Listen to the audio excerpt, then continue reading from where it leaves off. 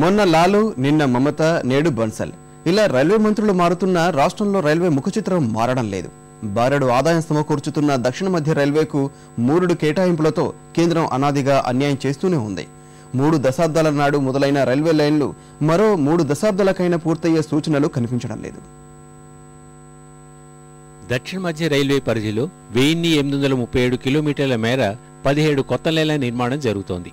దీనికి 12,113 కోట్ల రూపాయల నిధులు అవసరమని అంచనా వేసిన 20 ఏళ్లలో వీటికి కేవలం 2,001 కోట్ల రూపాయలే విధించారు. ఫలితంగా 80% లైన్లు ఎక్కడ వేసిన గొంగళి అక్కడే అన్న చందంగా మారాయి. పరిస్థితి ఇంత దారుణంగా ఉన్నా గత బడ్జెట్లో ఈ లైన్ల నిర్మాణం కోసం కేవలం 280 కోట్లు మాత్రమే కేటాయించి చేతులు దులుపుకుంది. ఆదాయపరంగా దక్షిణ మధ్య రైల్వే ఏటా 8,200 కోట్లు రాబట్టుకుంటుంటే కేటాయింపులు మాత్రం నానాటికి తగ్గిస్తోంది. 2011-12లో 2,267 కోట్లు కేటాయించిన రైల్వే 2012-13లో 1,859 కోట్లతోనే సరిపెట్టింది. ఇదే సమయంలో ఏటికేడు అంచనాలు పెరిగిపోవడం వల్ల అరకొర కేటాయింపులతో మరో 2 దశాబ్దాలైనా పెండింగ్ ప్రాజెక్టులు పూర్తయ్యేలా కనిపించడం లేదు. ప్రతి సంవత్సరం 20% ఆదాయం సౌత్ సెంట్రల్ రైల్వేలో పెరుగుతోంది. ఖర్చు కంటే ఆదాయం అధికంగా ఉంది. అయినా కూడా రైల్వేల మంత్రిగా వస్తున్న వ్యక్తులు ఆంధ్రప్రదేశ్ని పట్టించుకోవడం జరగలేదు.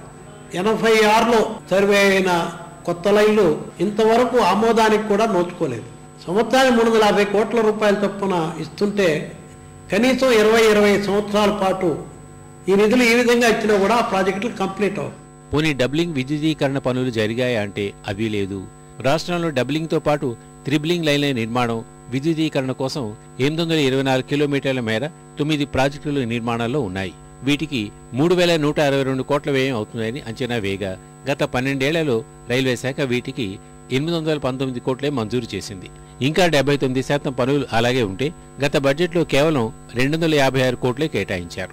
అత్యంత ప్రాధాన్యత కలిగిన లైన్లు పూర్తి చేయడానికి నిధులు కేటాయించాలని ఏళ్లుగా రాష్ట్ర ప్రభుత్వం కోరుతున్నా కేంద్రం కనికరించడం లేదు. కొన్ని నిధులు భరించేందుకు రాష్ట్రం సంసిద్ధత తెలిపినా రైల్వే శాఖ వాటాను విడుదల చేయడం లేదు.